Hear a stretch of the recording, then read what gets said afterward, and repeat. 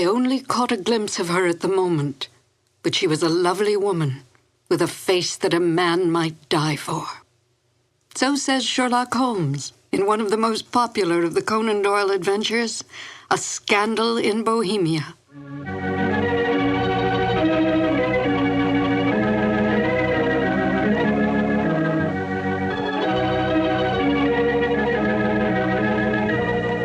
Hello, and welcome to 2 more new adventures of Sherlock Holmes. My name is Peggy Weber, and I had, as a young actress, the good fortune to perform with Basil Rathbone and Nigel Bruce on some of their Sherlock Holmes radio broadcasts. To Sherlock Holmes, Irene Adler was the woman. A great deal has been made of this over the years in many a pastiche, and even in some recent feature films, implying that Holmes was in love with Miss Adler. But we must not lose sight of the true nature of Sherlock Holmes. As Dr. Watson writes, Holmes was a man to whom all emotions, particularly that of love, were abhorrent to his cold, precise, but admirably balanced mind. It would not be in Holmes' nature to be in love with such a woman. We must also bear in mind that outward signs of love in the Victorian era were suppressed. Women were considered second-class citizens, creatures who stood behind their men, bred and raised their children, and stood by silently and supportively.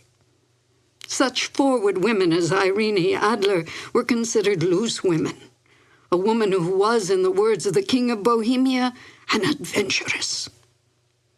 Holmes accepted this label placed upon Miss Adler by his client, but did not have so narrow a mind about women himself.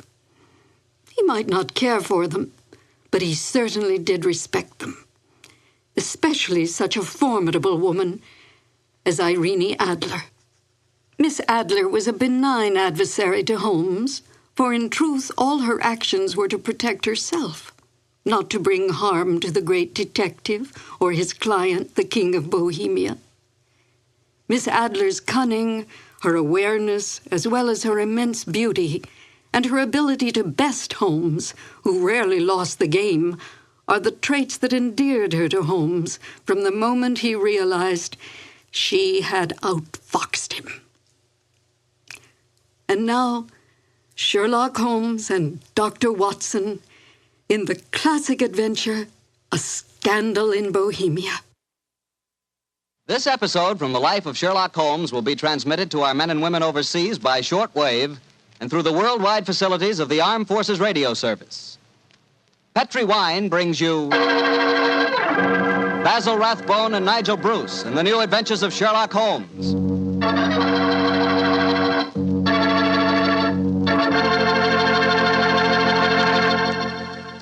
The Petri family, the family that took time to bring you good wine, invites you to listen to Dr. Watson tell us another exciting adventure he shared with his old friend, that master detective, Sherlock Holmes. And you know something? I had an adventure tonight I wish you could have shared with me. I had a steak about, 1.5 inches thick, tender, juicy, and with it I had a glass of Petri California Burgundy. Now there's a combination, steak and Petri Burgundy. That Petri Burgundy's a perfect mealtime wine. It's a rich red wine that's hearty and full of flavor. Flavor that comes right from the heart of the grape.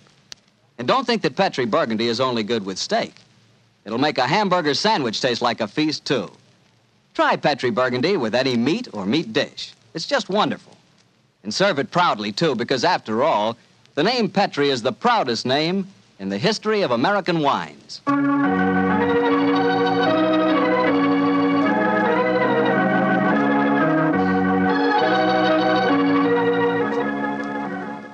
And now I know Dr. Watson's waiting for us, so let's go in and join him. Come in, come in, come in, come in. Good evening, Dr. Watson. Good evening, Mr. Bartell. You're quite muffled up tonight, I see. Overcoat, scarf, and gloves. Slip 'em off and come and join me by the fire. Thanks, Doctor. It's quite a nip in the air tonight. Yes, there is indeed. Well, Doctor, you told us last week that tonight's story centered around the activities of a brilliant and beautiful woman. Yes, my boy. Her name was Irene Adler.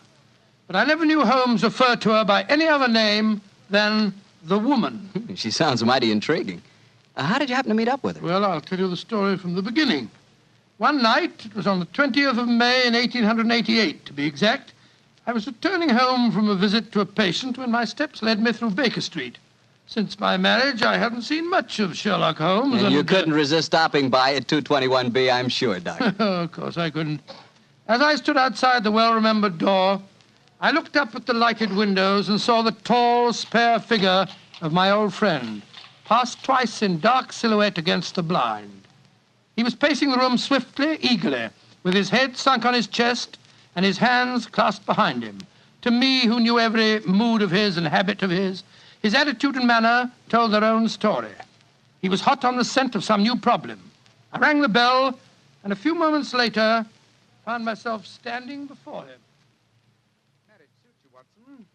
You look in splendid shape. Yes, Holmes, I'm feeling very well, thanks. And in practice again, I see. You didn't tell me that you'd gone back into harness. Oh, and how did you know? Elementary, my dear chap. If a gentleman walks into my rooms smelling of iodoform with a black mark of nitrate of silver on his right forefinger and a bulge on the left side of his hat to show where he's secreted his stethoscope, I should be dull indeed if I didn't pronounce him to be an active member of the medical profession. Just the same as ever, Holmes.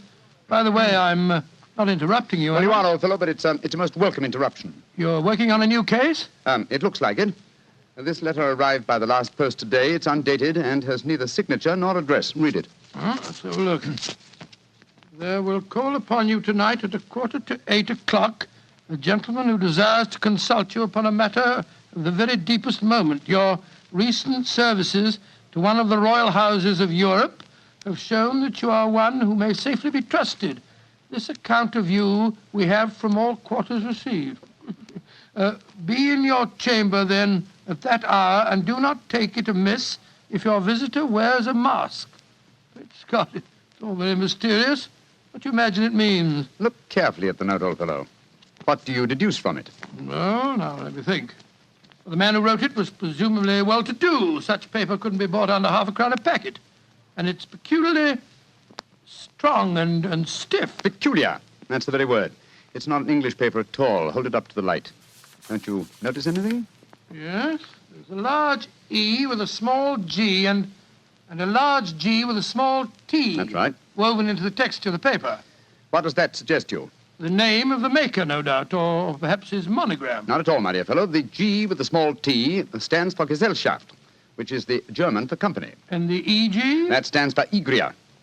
It's a German-speaking country in Bohemia, not far from Carlsbad. Oh, so the paper was made in Bohemia? Undoubtedly, my dear fellow. And the man who wrote the note is a German. How do you know that? Observe the curious construction of the sentence. This account of you we have from all quarters received. A Frenchman or a Russian could not have written that. It's the German who is so discourteous to his verbs. Oh, there's your client now. I better go home. No, unless you have to. Well, I could stay. I thought that Then perhaps stay, old chap. I'm lost without my Boswell, and this promises to be interesting.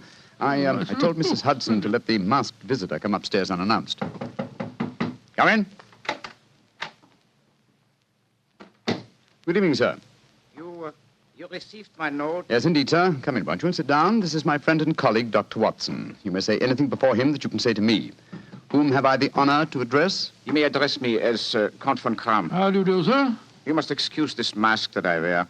The august person who employs me wishes his agent to be unknown to you, and I may confess at once that the title by which I have just called myself is not exactly my own. I'm well aware of that fact, sir. You see, Mr. Holmes, the matter I am about to discuss implicates the great house of Ormstein, hereditary kings of Bohemia. That has not escaped me either, sir. In fact, if you will state your case, I shall be the better able to advise you. Your Majesty. How did you... Yes. Yes, I am the king. Why should I attempt to conceal it? Why, indeed? I shall remove the mask. There. Mr. Holmes, I have traveled incognito from Prague for the express purpose of consulting you. Then pray consult. Briefly, the facts are these. Some 5 years ago, during a visit to Warsaw, I made the acquaintance of the well-known adventuress Irene Adler. Irene Adler. We know of her, Your Majesty. Look her up in the index for me, will you, Watson? Yes, it's right beside you on the desk there. I imagined that the name would not be unfamiliar to Here you. we are. Abrahams, Acton Green, Hatchet Murders. Adler. Splendid, Here we are. splendid, old fellow. Hand me the file, will you? Yeah. Thank you. Mm-hmm. Irene Adler, born in New Jersey in the United States in 1858, contralto. Prima donna Imperial Opera of Warsaw.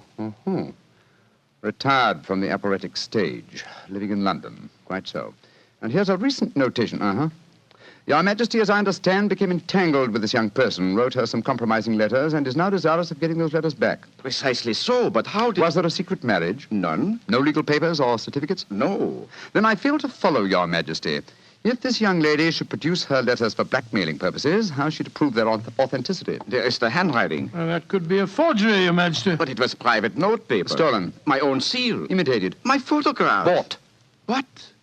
We were both in the photograph. Oh, dear. That's very bad. Your Majesty has indeed committed an indiscretion. Did you inscribe the photograph, Your Majesty? Yes, Dr. Watson, I'm afraid I did. Gracious me. Mr. Holmes, it must be recovered. Perhaps if you were to pay enough, the photograph might be bought. She refuses to sell. Stolen, then. 5 attempts have been made. Twice burglars in my pay ransacked her house. Once we diverted her luggage when she traveled. Twice she has been waylaid. There has been no result. Oh, dear. It's quite a pretty little problem. It is a deadly serious one to me. Your Majesty, what does Miss Adler intend to do with the photograph? To ruin me. Oh, how? Well, I'm about to be married to the second daughter of the King of Scandinavia. She is the soul of delicacy. A shadow of a doubt as to my conduct would bring the matter to an end. And Irene Adler threatens to send the photograph to your fiancé, I suppose. Yes, and she will do it. Rather than let me marry another woman, there are no lengths to which she would not go. Are you sure that she's not already sent it, Your Majesty? I am sure. Now, why, Your Majesty? She said that she would send it on the day my betrothal is publicly announced. That day will be next Monday. Splendid. Then we have still 3 days yet. Your Majesty will, of course, stay in London for the present. Certainly. You will find me at the Langham Hotel, registered as Count von Kram. Just 2 questions before you leave, sir. What are they? Is the photograph large or small? Quite large.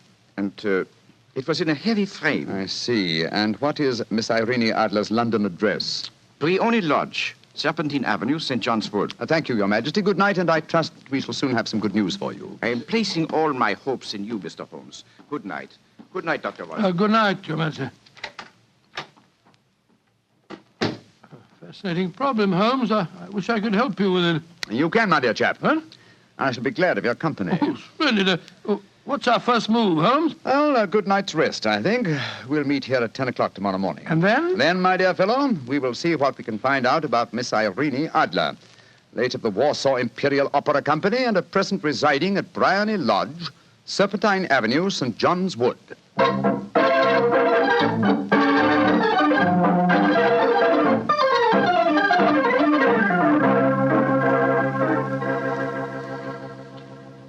Well, Holmes, a cursory examination of Briony Lodge didn't prove very illuminating. No, a bijou residence that represents the essence of dignified suburbia, but tells us very little about its owner. I think a visit to the local public house might prove more instructive. Come on, old chap. I see the door to the Coach and Horses inviting us from across the road. Well, our disguises shouldn't cause any suspicion, Holmes. That's why I suggested them. In the character of a couple of stable hands, I felt that we might inspire confidence. This is a horsey neighborhood. There's a wonderful sympathy and Freemasonry among the fraternity. There we are. Better let me do most of the talking. Yes, I will indeed. I'm sure that your accent will be more convincing than mine. Let's go in, shall we?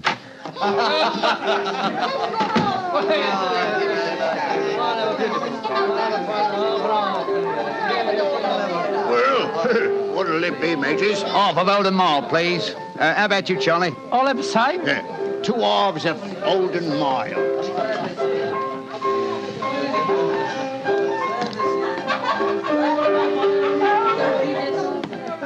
Well, here you are, mateys. That'll be a tenner. Have a drink with us, Governor. Oh, don't mind if I do. I'll have a Guinness. You blokes new round here? Yes, that's right. Came over from Clapham. Clapham, eh? Well, here's looking at you. Hunting for jobs? That's right. We was told that Miss Adler across at Briony Lodge needed a new coachman and a groom. Well, it's the first I've heard of it. It might be true. Have you been over there to ask? No, not yet. We thought we'd find out something about the old girl first.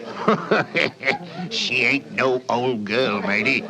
She's the prettiest young thing you ever saw under a bonnet, and that's a fact. You know her, Governor? Why, of course I know her.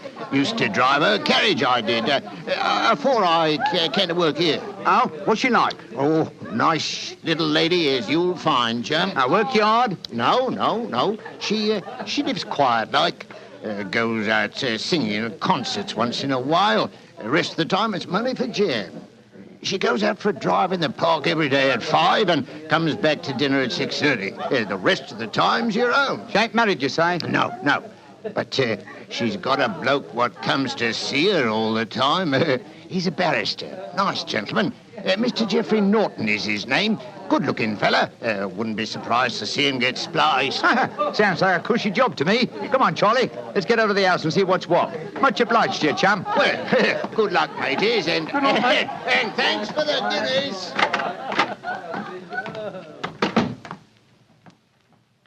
What's our next move, Holmes? Let's stroll back to Briny Lodge. I'm undecided whether to continue my investigation there or to try and find out something about Mr. Geoffrey Norton, the barrister. If he's just her lawyer and nothing else, it's more than likely that she's entrusted the photograph to his safekeeping. Hello. There's a cab waiting outside Miss Adler's house. Hurry, Watson. Maybe Mr. Norton's. Here we are at the gate. Yes. Here comes a man hurrying down the pathway. Quick. Flatten yourself behind this post. Listen. Where to now, Mr. Norton? Drive like the devil. First to Gross and Hankey's in Regent Street, and then to the Church of St. Monica in the Edgware Road. Half a sovereign if you do it in 20 minutes. Right, y'all, Mr. Norton. Up in. Try and signal the cab, Watson. We must follow him. Well, here comes one. Oh, no, it isn't. It's a private carriage. Miss Adler's, no doubt. Here she comes down the pathway. Back behind the post again, Watson.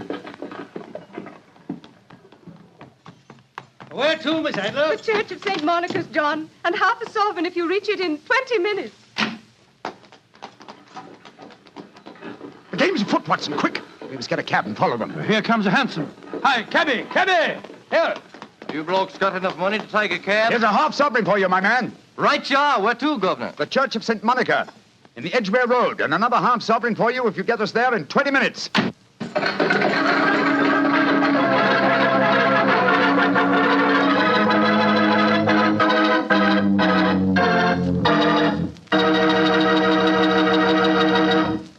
We'll hear the rest of Dr. Watson's story in just a second, but let me tell you something. If you're going to have chicken for dinner tomorrow night, or any night, don't forget to serve that chicken with Petri California Sauterne. Believe me, Petri Sauterne is just about the last word in white wines. It's beautifully golden in color, it's delicate and intriguing in flavor, and it's just, well, you taste it and see for yourself. If you want a delicious white wine, you certainly want a Petri Sauterne. Well, Doctor, once again, you broke off your story at the most exciting point. Did you and Sherlock Holmes reach that church inside the 20 minutes? Yes, Mr. Bartell, we did, but the other carriages were there before us. Holmes went into the church after telling me to guard the outside. I must have waited for 10 minutes or more before Mr. Geoffrey Norton and Miss Adler came out, spoke a few words to each other, and then left in their separate conveyances. A moment later, Holmes, still dressed as a stable hand, came striding out of the church and down the steps towards me. He was obviously very excited. Watson. Have they left? Yes, in separate cabs. I overheard him say that he was going back to his office. And she said, I shall drive out in the park at 5 this evening. Splendid, old fellow. Then come on. We can return to Baker Street. What happened inside the church, Holmes? They were married. Married? Of course. The ceremony would have been illegal if it had been performed after noon. That accounted for their wild dash to the church. Jump into the cab. Where to now, Governor? 221B Baker Street. Oh, so they got married, eh? Yes, and it may amuse you to know that I acted as witness at the ceremony. Oh, you did? But how did that happen? Their own witness had failed to appear, and I was dragged into the breach. The bride gave me this sovereign as a memento. I think I'll wear it on my watch chain in memory of the occasion. What an amazing situation. Things begin to look better for the king, don't they? Yes. Now that she's Mrs. Norton, the chances are that she won't want to expose His Majesty after all. I hope so, Watson, I hope so. But we can't afford to take any chances. I think the time is right for us to come to closer grips with the lady.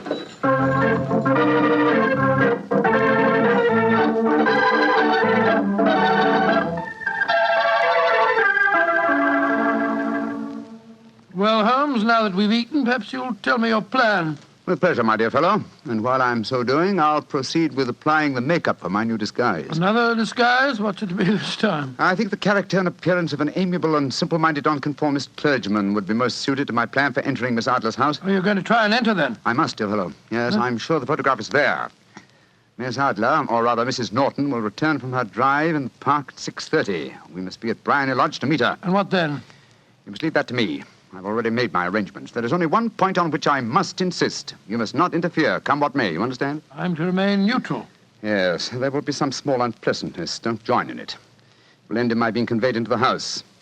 As soon as I'm able to, I shall open one of the windows. You're to watch from the outside. When I raise my hand, you will throw an object which I shall give you through the window and at the same time cry, fire.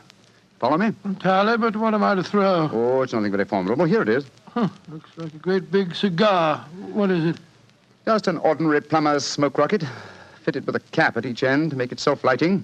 Your task is confined to throwing it through the window. When you raise the cry, fire, it will be taken up by quite a number of people. You may then walk to the end of the street, and I'll rejoin you in 10 minutes. I hope I've made myself clear. Perfectly. Good. And now, old fellow, as soon as I've donned my clerical attire, let's be on our way. There's no time to be lost.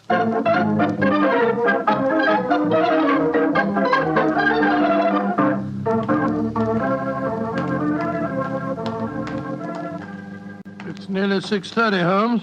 We've been pacing up and down in front of her house for half an hour now. I hope she does come back. I'm sure she will. There seem to be a lot of loafers hanging round her gate. All part of my conspiracy, old chap.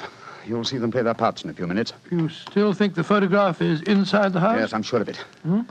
It's most unlikely that she carries it about with her. Remember, the king told us it was a large frame picture. And also remember that she'd planned to use it within a few days. It must be where she can lay her hands on it. It must be inside her house. But her house has been burgled twice. They don't know how to look. Well, how will you look? I won't. I'll get her to show me. She'll refuse. No, she won't be able to. Shh. Here comes the carriage now. Remember, Watson, carry out my orders to the letter. Yes, you can trust me, Holmes. Good luck. Blimey, here comes the Duchess of Tiddleweeds. Let's put out the carpet. She might get her tootsies wet. Oh, put a sock in it, Elfie. Leave him alone. She's no better than she ought to Please, be. please let me through. I live here. Well, ain't that nice? We'll all come in and have a cup of cocoa. Move out of the way, please, and let the lady through. Mind your own business. Just 'cause your collar's turned the wrong way, you can't spoil our fun. That's right, Eddie. Keep your nose out of it, parson. Please, please don't fight about it. I tell you to stop molesting the lady. Do ya? Then how would you like a biff in the nose? Oh, he hit the poor man. Then he ran away, the coward. Is the clergyman badly hurt? He hit his head, Mum, when he fell. If you asks me, he's hurt bad. He's bleeding something terrible. Can we bring him in, Mum? He can't lie here in the street. Why, of course. Bring him in. Right you are, Mum. Here, Bert. Right out. Give us a hand. Anyway. Coo, poor fella. Do you see what happened to him, mister? Yes, I saw, my good woman. A very convincing demonstration. What you mean? Weren't you paid by a certain gentleman for this performance? Oh, you knows about it, too. Yeah, you must be a friend of Mr. Sherlock Holmes. Yes, I am. Nice gentleman. He give us $5 apiece for tonight's work. It ain't through yet, though. We got to start yelling fire when somebody tells us. I'm that somebody, my dear lady. There's Mr. Holmes now. He's inside the house. Yes, he's opening a window. Now he's raising his hand. That's my signal. Now to throw the rocket. There we are. Fire!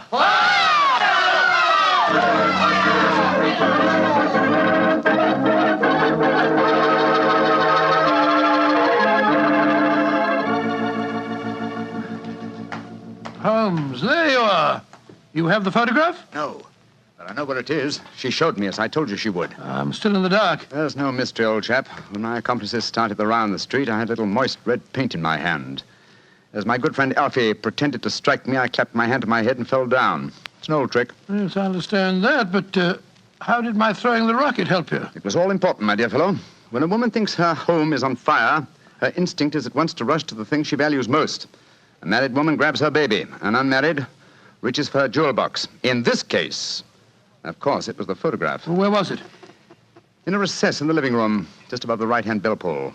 I caught a glimpse of it as she half drew it out. When I made it known that the fire was a false alarm, she replaced the photograph. As soon as I was able, I assured her that I was feeling well enough to leave. You didn't take the photograph, then? No, I felt that the Over-precipitance at this stage might ruin everything. And what do we do now? Drive to the Langham Hotel and inform His Majesty of what has happened. Then return with him here. After that, my dear chap, the case will be ended.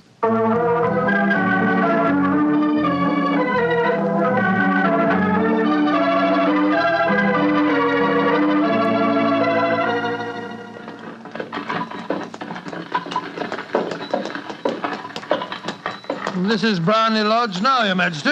I'm all impatience. You're certain this photograph will still be there, Mr. Holmes? I have every reason to believe so, Your Majesty. I must confess, this is going to be something of an ordeal. And I suggest that you let me do the talking, Your Majesty. I think I know how to handle the lady.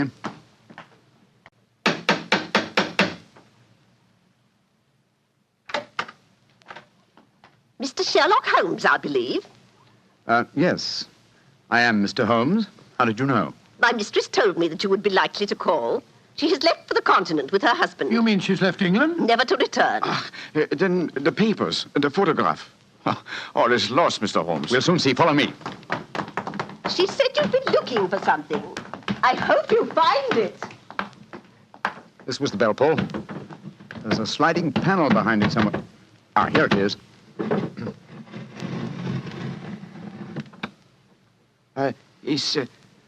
Is the photograph there, Mr. Holmes? There is a photograph, but it's a photograph of the lady alone. Here's a letter, and it's addressed to me. Well, what's it say, Holmes? My dear Mr. Sherlock Holmes, you really did it very well. Until after the fire alarm, I had no suspicion. But then, when I realized how I had betrayed myself, I began to think. I'd been warned that if the king employed an agent, it would certainly be you. May I congratulate you on your disguise as the dear old clergyman? Great Scott, you was far more clever than you thought, Holmes. Yeah, go on. What else does it say? Let me see. My husband and I both thought that the best recourse was flight. So you will find the nest empty. As to the photograph of the king and yourself, His Majesty may rest in peace. Thank goodness for that. I love and am loved by a better man than he. I leave another photograph, however, that he might care to possess. And I remain, dear Mr. Sherlock Holmes, very truly yours, Irene Norton, née Adler. What a woman, Watson. What a woman. What a magnificent woman. She fooled me completely. But, I'm sorry, Your Majesty. I've been unable to bring your business to a more successful conclusion. On the contrary, my dear sir, nothing could be more successful. I know that Irene's word is inviolate. The incriminating photograph is now as safe as if it were in the fire. I'm glad to hear Your Majesty say so. I am immensely indebted to you. Now, pray tell me in what way I can reward you. This beryl ring that I wear, I should be proud Your Majesty has something that I should value even more highly. You have but to name it. This photograph. Irene's photograph? But certainly. However, you must let me give you something more substantial. Oh, no, Your Majesty. This is something I shall treasure all my life. This and a golden sovereign I received from the lady's hand. They will remind me that I was once tricked by a woman. A woman that I shall never forget.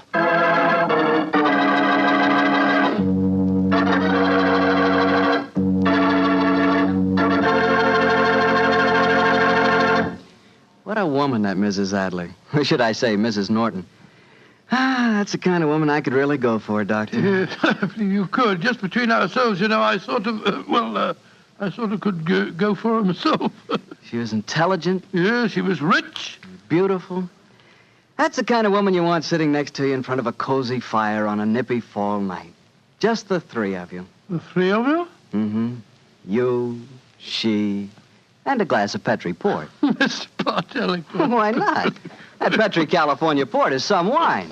Boy, that Petri family really knows how to make good wine, all right. And no wonder. Look at all the experience they've had.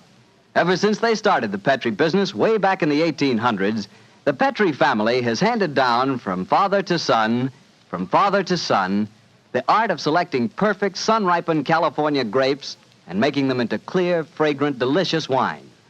Those letters, P-E-T-R-I, on the label of every bottle of Petri wine are the personal assurance of the Petri family that every drop of wine in that bottle is good wine. It's got to be, because Petri took time to bring you good wine.